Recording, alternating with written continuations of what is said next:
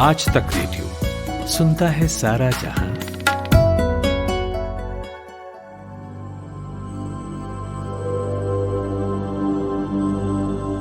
Hello, नमस्कार, आदाब। मेरा नाम प्रतीक वाघमारे है और आप सुन रहे हैं आज तक रेडियो का खास पॉडकास्ट कोरोना कवरेज, जहां हम बात करते हैं कोरोना से जुड़ी साइंटिफिक कहानियों की, रिसर्च की और बढ़िया रिपोर्ट्स पर भी।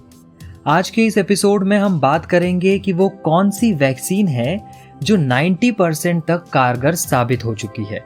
साथ ही समझेंगे कि कोरोना और मोटापे का क्या संबंध है, कोरोना से कैसे पता चलता है कि मोटापा शरीर को कैसे नुकसान पहुंचाता है। फिर बात करेंगे कि ऐसा क्या खास है विटामिन डी में जो यूके की सरकार उन लोगों को देगी जिन्हें कोरोना से ज्यादा खतरा हो सकता है। और आखिर में रोज की तरह मुलाकात होगी एक कोरोना सर्वाइवर से। उससे पहले आपको देते हैं कोरोना पर देश दुनिया से जुड़ी अपडेट्स।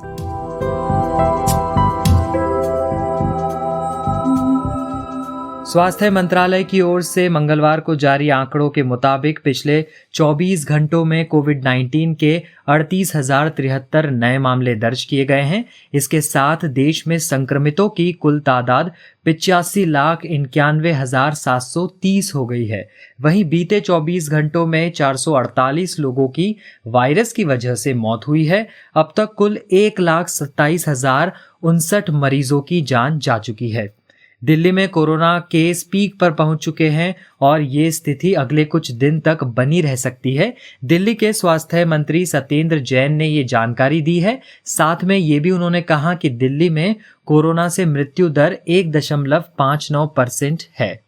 कर्नाटक के हायर एजुकेशन डिपार्टमेंट ने 17 नवंबर से राज्य में खुल रहे यूनिवर्सिटी, कॉलेज, टेक्निकल इंस्टीट्यूट्स और डिप्लोमा कॉलेज के लिए एसओपीज जारी किया है। कोविड-19 के प्रोटोकॉल का सभी को पालन करना होगा। स्टूडेंट्स को बुलाने से पहले उनके पेरेंट्स का अनुमति पत्र मंगवाया जाएगा।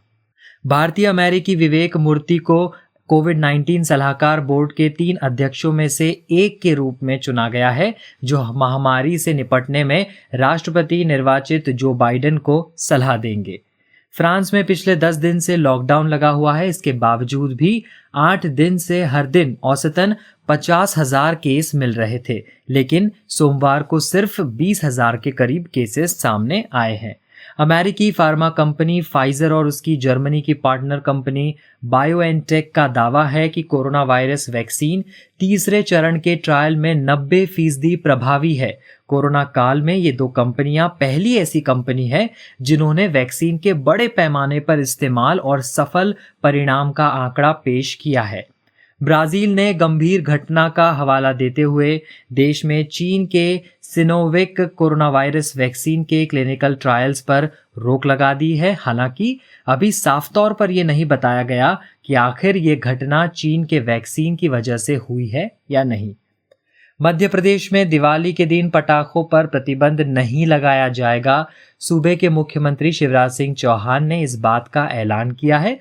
मुख्यमंत्री ने ट्वीट कर इसकी जानकारी दी। उन्होंने साथ में ये भी बताया कि चीनी पटाखे नहीं जलाएंगे। ऑस्ट्रेलिया की एक CSL लिमिटेड कंपनी ने ऑक्सफोर्ड एस्ट्राजेनेका की कोरोना वायरस वैक्सीन का उत्पादन शुरू कर दिया है।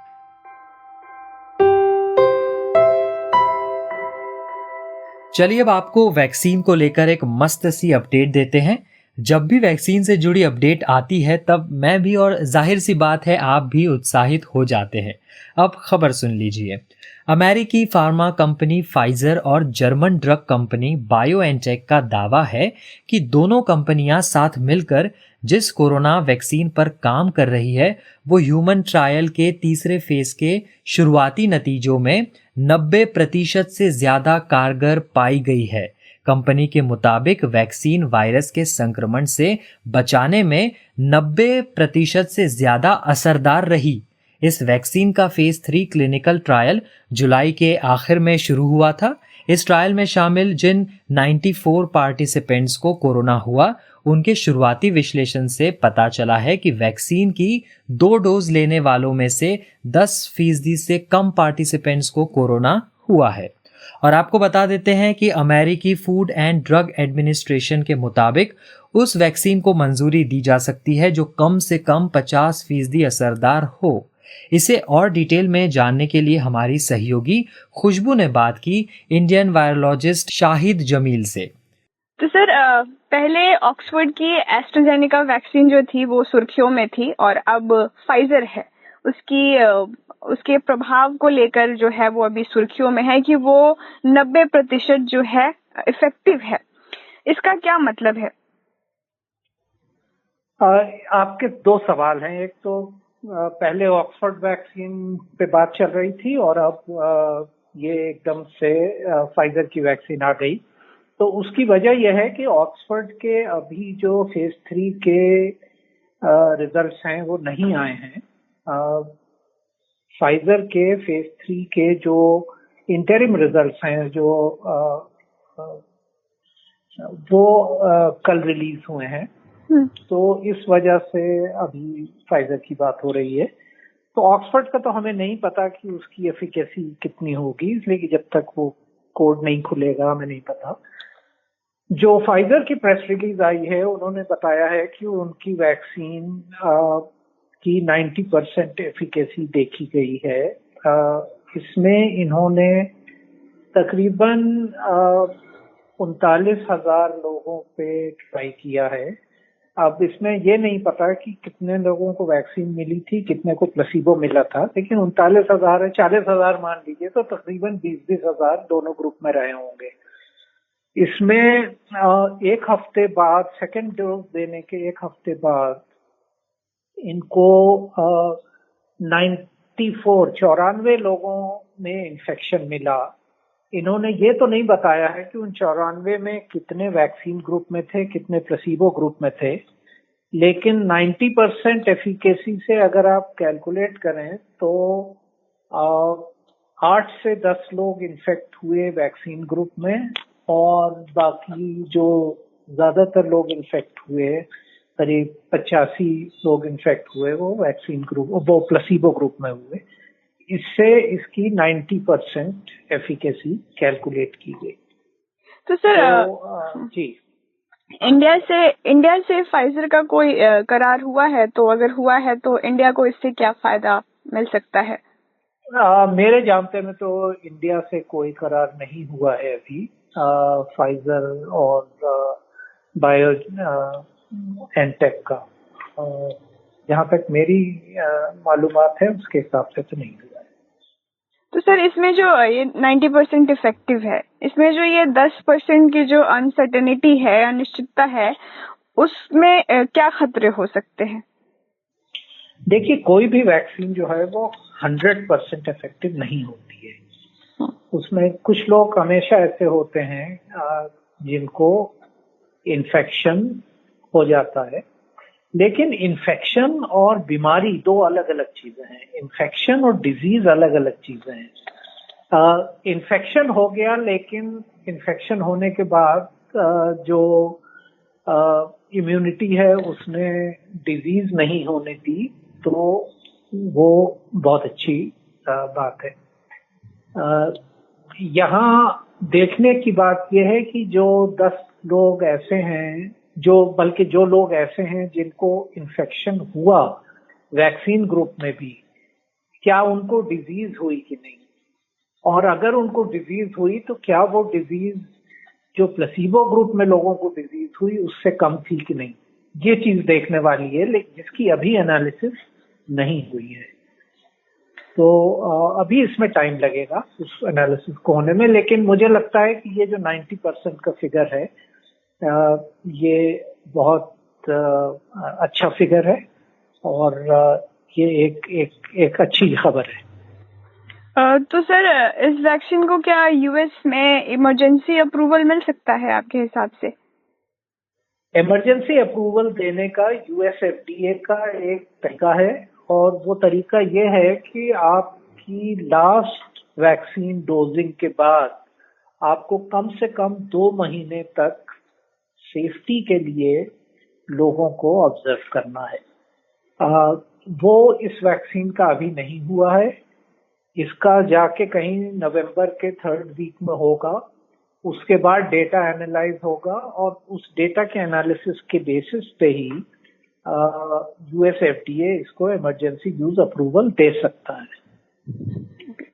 तो सर, अब जो ये वैक्सीन 90% इफेक्टिव हो चुकी है और इसके रिजल्ट्स भी ऐसे ही मतलब अच्छे रिजल्ट्स आए हैं, तो इसके डिस्ट्रीब्यूशन को लेकर, जो लोगों तक पहुंचाने को लेकर ऐसे कौन कौन से रोड ब्लॉक्स हैं, कौन कौन सी दुविधा है जो आ सकती है इसके आड़े?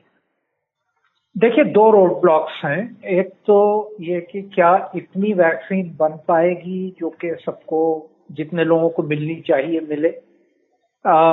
उसके लिए फाइजर ने ये कहा है कि 2020 के अंत तक वो 50 मिलियन डोज, मतलब 5 करोड़ डोजेस सप्लाई करेंगे और 2021 के एंड तक 1.3 बिलियन डोजेस सप्लाई करेंगे। तो उस हिसाब से तो लगता है कि काफी डोजेस ये बनाएंगे और इससे काफी फायदा होगा। लेकिन मेरे हिसाब से जो उससे बड़ा रोड ब्लॉक है वो इस वैक्सीन के स्टोरेज का है। इस वैक्सीन को -94 डिग्री, -94 डिग्री सेल्सियस पे स्टोर किया जाता है। -94 डिग्री सेल्सियस का स्टोरेज बहुत जगहों पर है नहीं, और ये स्टोरेज खाली एक जगह नहीं, ये मैन्युफैक्चरिंग साइट से डिलीवरी साइट तक ये स्टोरेज टेम्परेचर जो है, ये कोल्ड चेन जो है, इसको रखना जरूरी होगा। तो ये मेरे हिसाब से सबसे बड़ा रोड ब्लॉक है। एक बार आपने वैक्सीन का वायल थॉ कर दिया तो आप उसको सिर्फ 2 दिन से ज्यादा फ्रिज में नहीं रख सकते, इसको फ्रोजन ही रखना पड़ेगा। तो ये जो कोल्ड चेन है, ये काफी मुश्किल कोल्ड चेन है इस वैक्सीन की, जो कि अभी एक रोड ब्लॉक होगा। बहुत बहुत शुक्रिया डॉक्टर शाहिद जमील हमसे बात करने के लिए। और अब लेते हैं एक छोटा सा ब्रेक। कमाते हैं लेकिन बचा नहीं पाते, बचाते हैं तो उससे कमा नहीं पाते।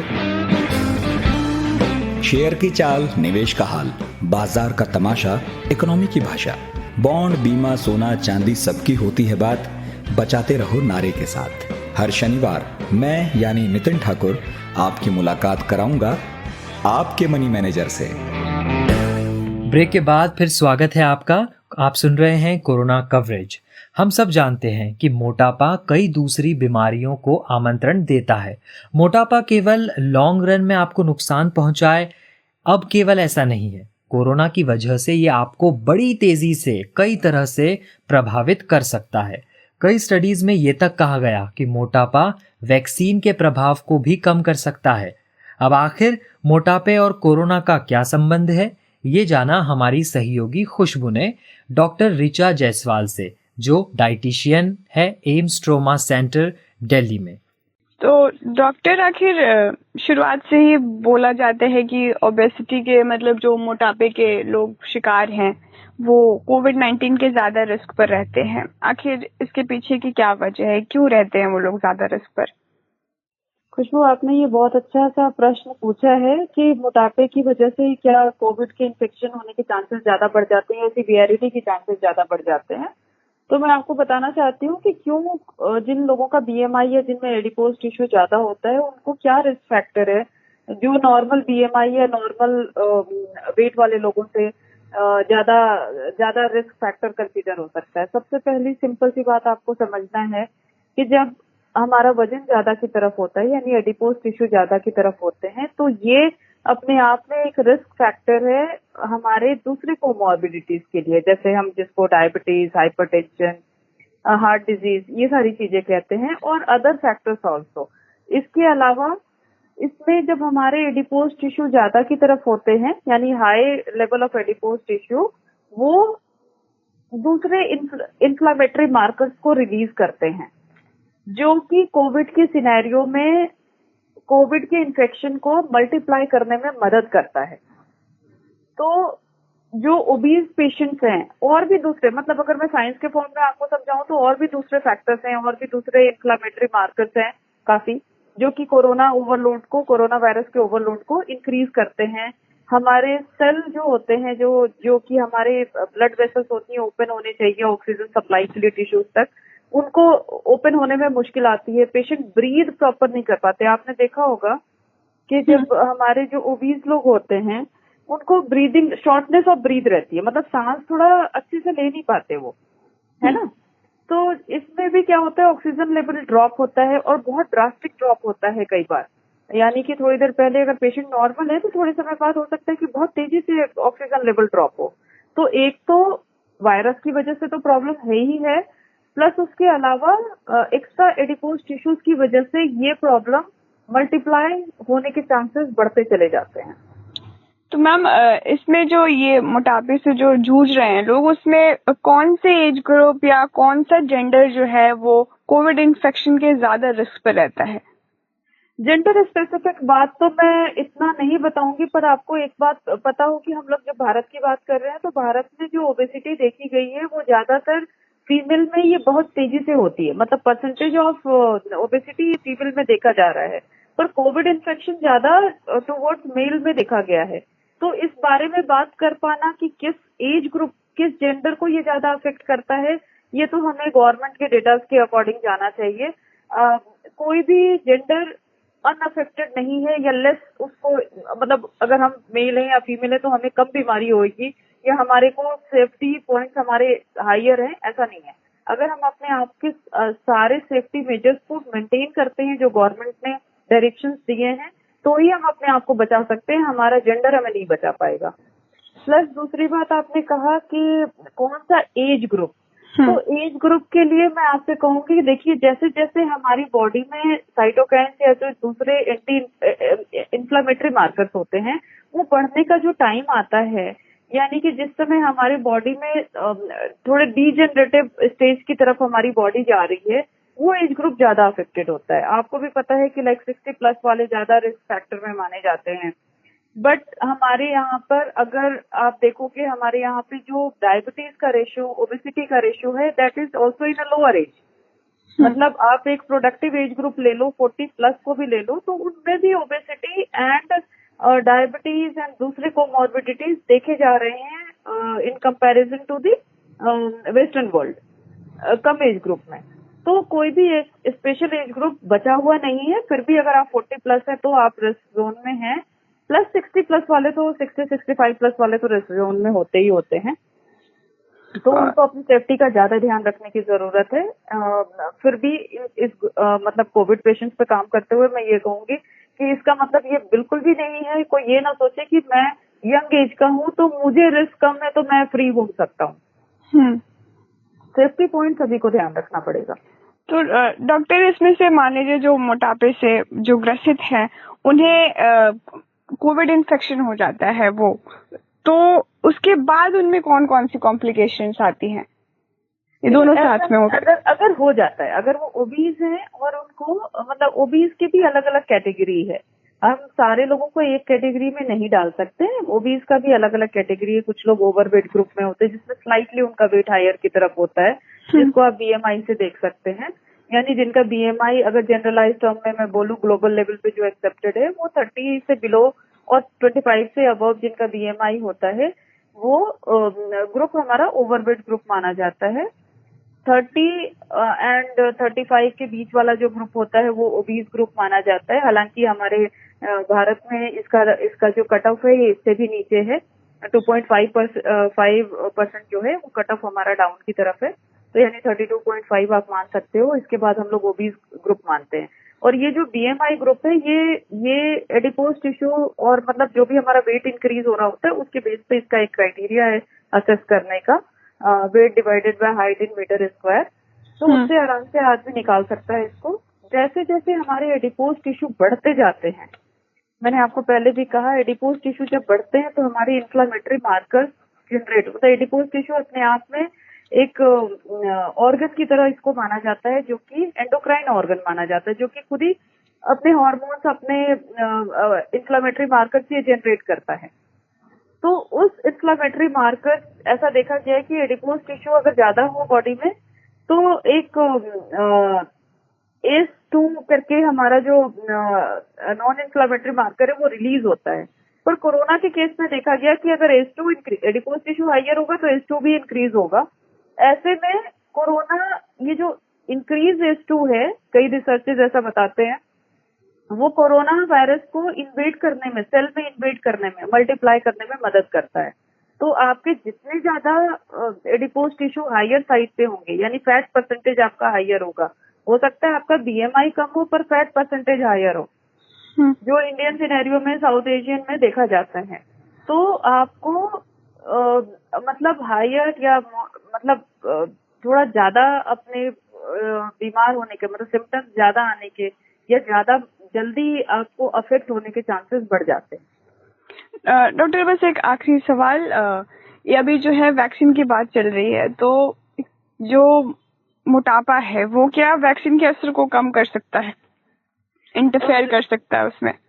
ये तो मैं इसके बारे में ये कहूंगी कि अभी तो जो रिसर्चेस आएंगे, अभी चल रहे हैं और आएंगे, इसके बारे में पता चलेगा। पर जनरल जो प्रैक्टिस होती है, आप देखोगे जितने भी मेडिसिन होते हैं उनको जब दिया जाता है तो उसमें वेट से उसको मल्टीप्लाई करते हैं, वेट के बेस पे मेडिसिन की डोजेस डिसाइड होती हैं। तो अगर किसी चीज को तैयार किया गया है, वैक्सीन बनाने वाले इसके बारे में ज्यादा अच्छा बता सकते हैं, पर अगर किसी चीज को तैयार किया गया तो ऑब्वियसली उसमें एक बेसिक क्राइटेरिया लेके उसको तैयार किया गया होगा, ऐसा मैं मान के चलती हूँ।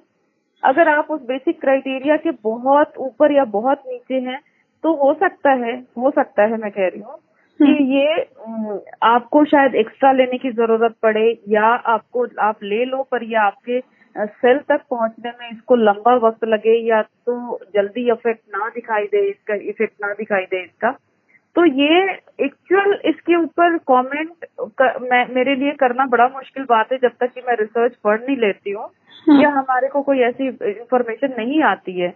पर based on the previous reports and जैसे पहले मैनेजमेंट होता है बाकी पेशेंट का कि ये पर्टिकुलर बीमारी है, ये डोज देना है, तो डोज कैसे डिसाइड करें, तो they take weight of the person. शुक्रिया खुशबू, हमारे लिए डॉक्टर ऋचा से बातचीत करने के लिए। विटामिन की महत्ता हम सब जानते हैं, लेकिन इसमें विटामिन डी बहुत खास है। दरअसल यूनाइटेड किंगडम की सरकार ने तय किया है कि कुछ लोगों तक विटामिन डी को पहुंचाया जाएगा, क्योंकि विटामिन डी कोरोना के रिस्क को घटाती है। इस पर और ज्यादा जानकारी के लिए हमारी सहयोगी साक्षी ने बात की डॉक्टर मधुर यादव से, जो दिल्ली में कार्डियोलॉजिस्ट हैं। डॉक्टर, यूके की गवर्नमेंट विटामिन डी को कोविड-19 के प्रोटेक्शन के लिए अहम बता रही है और वहां इसकी डिस्ट्रीब्यूशन भी कुछ ही दिनों में फाइनल हो जाएगी। तो मेरा आपसे पहला सवाल ये है कि विटामिन डी हमें क्यों लेना चाहिए? विटामिन डी वैसे तो इसको विटामिन कहते हैं, लेकिन ये एक हार्मोन है जो कि जिसकी की सिंथेसिस जो होती है वो हमारे स्किन में होती है और ये होते हुए किडनी के द्वारा ये इसका एक्शन होता है। तो विटामिन डी बेसिकली इन्वॉल्व करती है हमारे मसल्स में, जो हमारे बोन्स में, क्योंकि वो कैल्शियम एब्जॉर्ब करती है और प्लस ये इम्यून सिस्टम को एक्टिवेट करती है, इम्यून स्ट्रॉन्ग करती है, लेनी चाहिए। और जब तक विटामिन डी आप नहीं लेंगे कैल्शियम एब्जॉर्प्शन नहीं होता है। जी, तो क्या विटामिन डी कोविड-19 के खिलाफ लड़ने के लिए मदद कर सकती है? क्योंकि देखिए ऐसा है, जो भी मैं क्लियर कर दूं, जो भी इन्फेक्शन होता है वो इसलिए होता है कि हमारा इम्यून सिस्टम थोड़ा सा ऑल्टर होता है। कोविड-19 या ऐसे किसी भी वायरल इन्फेक्शन में जो हमारा इम्यून सिस्टम होता है ये थोड़ा सा कमजोर पड़ता है। उसको स्ट्रॉन्ग करने के लिए और प्लस जो दूसरे साइटोकिन स्टॉर्म्स होते हैं, जो रिजल्टेंट इफेक्ट होता है इन्फ्लेमेशन का, उसको कम करने के लिए विटामिन डी का रोल होता है। जी डॉक्टर, बहुत लोगों में इसकी कमी होती है, विटामिन डी की डेफिशिएंसी होती है, और अब तो सर्दियां भी आ गई है, तो इसे किस तरीके से हमें लेना चाहिए या इसकी मात्रा बढ़ानी चाहिए अपनी बॉडी में? देखिए ऐसा है कि जो डेली इंटेक कहा जाता है विटामिन डी का, वो 1000 यूनिट रोज की कहा जाता है। जी, बहुत सी प्रिपरेशन 400 इंटरनेशनल यूनिट रोज की देती हैं, लेकिन ये सफिशिएंट नहीं होता है हमारे सिस्टम के लिए। तो देखा ही गया है कि अगर आपको नॉर्मल इम्यून सिस्टम रखना है आज के दिनों पे जो कि कोविड चल रहा है, तो आपको अपना जो लेवल है वो 75 माइक्रोग्राम से ऊपर रखना चाहिए, 75 IU से ऊपर रखना चाहिए। ठीक है, और इसके लिए आपको सब कुछ निकाल के कि कितना लेंगे क्या लेंगे, वो 4000 IU पर डे के आगे बैठता है जी। और जिन लोगों को माइल्ड इन्फ्लेमेशन होता है या माइल्ड टू मॉडरेट इन्फ्लेमेशन होता है, उनके लिए रोज का लेना चाहिए। इसलिए जो भी कोविड पेशेंट होते हैं उनमें विटामिन डी सप्लीमेंटेशन। तो डॉक्टर, बेसिकली ये हमारे इम्यून हेल्थ पर काम करता है, तो ये किस तरह से असर डालता है? ये क्या करता है कि जो हमारे टी सेल्स होते हैं, वो सेल्स जो कि हमारे शरीर में मेमोरी रखते हैं, हमारे शरीर में कोविड के अगेंस्ट लड़ते भी हैं, जो हमको इम्यूनिटी देते हैं, उनको स्ट्रॉन्ग करता है ये बेसिकली, इसके लिए दिया जाता है। तो ओवर द विंटर अभी जो सर्दियां चल रही है, तो एक एग्जैक्ट मात्रा क्या होनी चाहिए और किस किस तरीके से इसको ले सकते हैं हम सर, अगर खाने से? देखिए ऐसा है कि हम लोग का मानना है कि आप नॉर्मल खाना खा रहे हैं, आप में कोई रिस्क फैक्टर नहीं है, डायबिटीज नहीं है, आप मोटे नहीं हैं, आप में हाइपरटेंशन नहीं है, तो खामखा विटामिन डी कम होना की कोई वजह नहीं होती है। पर यदि आजकल देखा ही गया कि विटामिन डी की कमी सब में पाई जाती है, क्योंकि हम लोग की लाइफस्टाइल ऐसी हो गई, हम लोग सूरज को एक्सपोजर नहीं देते हैं, बाहर नहीं निकलते हैं, हर समय AC में रहते हैं, सर्दियों में तो वैसे सूरज कम निकलता है, तो ऐसे में जो हम लोग की रिकमेंडेड डोजेज हैं 7000 IU पर हफ्ता हम लोगों को लेनी चाहिए जी। और हम लोगों को एक जिसका नॉर्मल होता है लेवल, उसको मेंटेन रखना चाहिए। इतना लेने पर चांसेस थोड़े से इन्फ्लेमेशन के, इन्फेक्शन के कम हो जाते हैं। अगर बाकी रिस्क फैक्टर होते हैं उनको कंट्रोल करना चाहिए, और यदि कोविड-19 इन्फेक्शन हो गया है तो उसकी सीवियरिटी के हिसाब से हमको उसका ट्रीटमेंट करना चाहिए। डॉक्टर, जो आपने अभी डोज बताया, तो क्या वो सभी एज ग्रुप के लिए एक जैसा होता है या फिर अलग अलग कुछ?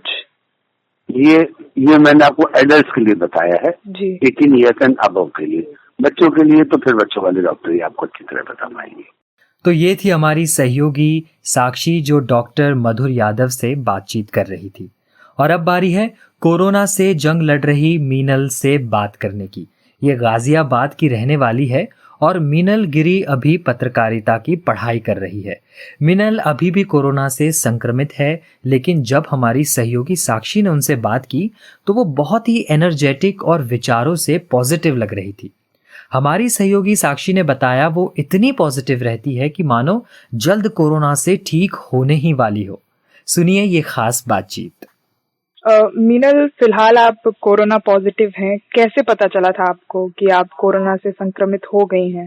एक्चुअली सबसे पहले तो हमारे घर में मेरे पापा को हुआ था, क्योंकि उनकी कंपनी में कुछ पेशेंट्स कोविड पॉजिटिव निकले थे। तो उसके बाद ही पापा ने फिर ऑफिस आना बंद कर दिया था, बट उनको फीवर, कफ और सर में दर्द, ये सारे सिम्टम्स थे और ये ठीक नहीं हो रहे थे किसी भी मेडिसिन से। तो फिर पापा ने टेस्ट करवाया था, तो 1 नवंबर को पॉजिटिव रिपोर्ट आई थी जी। उसके बाद में फिर हमने उन्हें सेल्फ आइसोलेट कर दिया था, पूरा उनका रूम अलग से डेजिग्नेट कर दिया था और पूरी सेफ्टी और प्रिकॉशन के साथ में हम फिर उन्हें दवाई और खाना वगैरह दे रहे थे। बट 1 दिन बाद ही फिर मुझे और मेरे भाई को भी सेम सिम्टम्स दिखाई दिए और फीवर बिल्कुल भी जा नहीं रहा था, बार बार लौट के आ रहा था एंटीबायोटिक्स के खाने के बाद भी। तो हमने भी फिर 3 तक तो हमने एंटीबायोटिक्स लिए थे डॉक्टर की कंसल्टेशन पर ही, बट डॉक्टर ने फिर प्रिस्क्राइब किया कि अगर घर में कोई कोविड पेशेंट है तो 99% चांसेस है कि आपको भी पॉजिटिव निकलेगा। तो ही सेड कि आप एक बार टेस्ट कराओ। तो हम फिर 4 को हमने टेस्ट कराया था और वो पॉजिटिव निकला था। तो जैसा कि आप कह रही हैं कि आपको कुछ सिम्टम्स थे, तो वो क्या खास सिम्टम्स थे आपकी जो बॉडी शो कर रही थी उस समय या फिर अभी भी? हाँ, सबसे पहले तो बॉडी में जो सिम्टम्स आते हैं, सबसे पहले फीवर आएगा आपको और जुकाम होगा, सर दर्द होगा, खांसी, ये तो मेन सिम्टम्स नॉर्मली किसी वायरल उसमें भी होते हैं। बट इसमें क्या खास होता है कि फीवर जाता नहीं है और फीवर काफी हाई चढ़ता है आपको।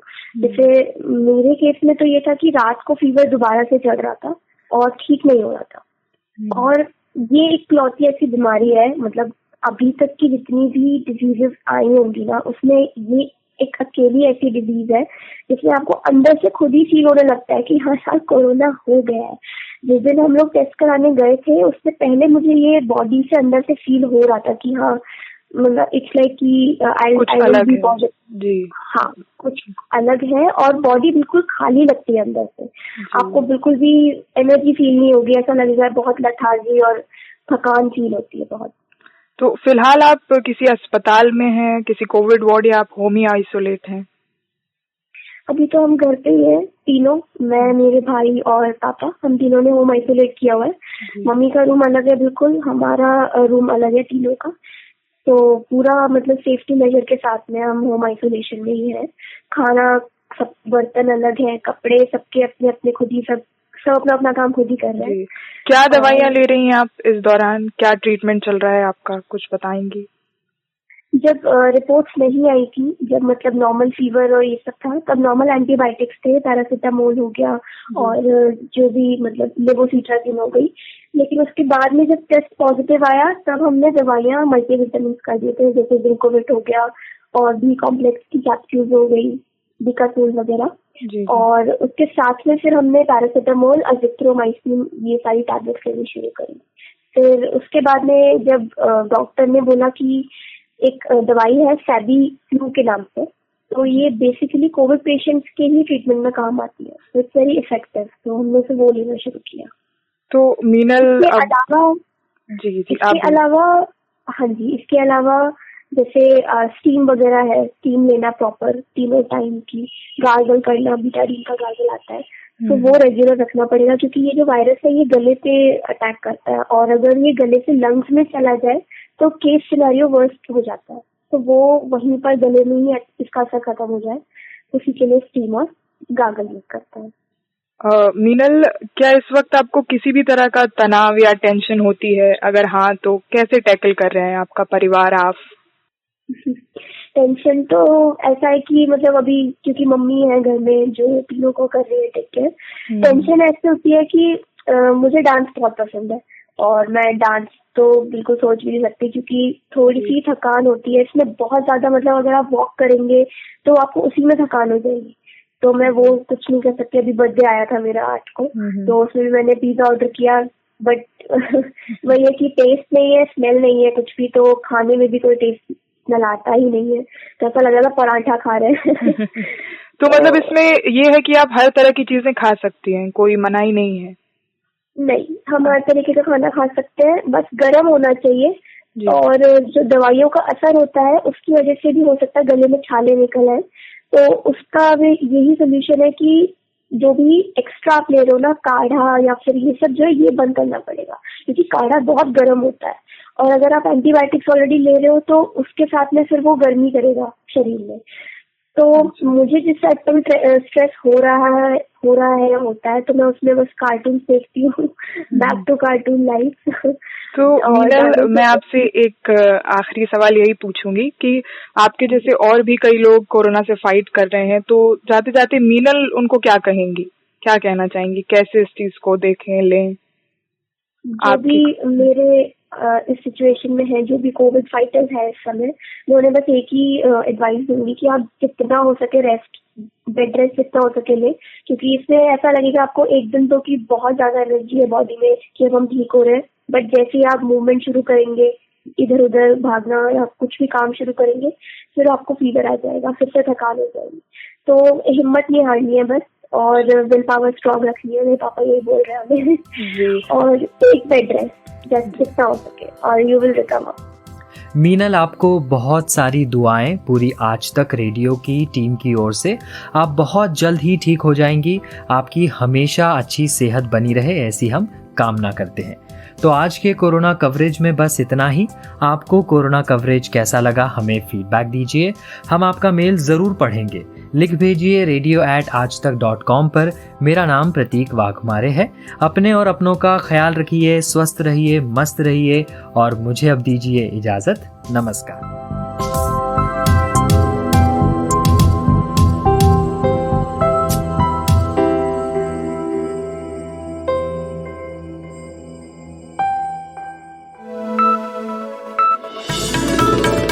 खबरों की हलचल और देश विदेश का मिजाज आप सुन रहे हैं आज तक रेडियो।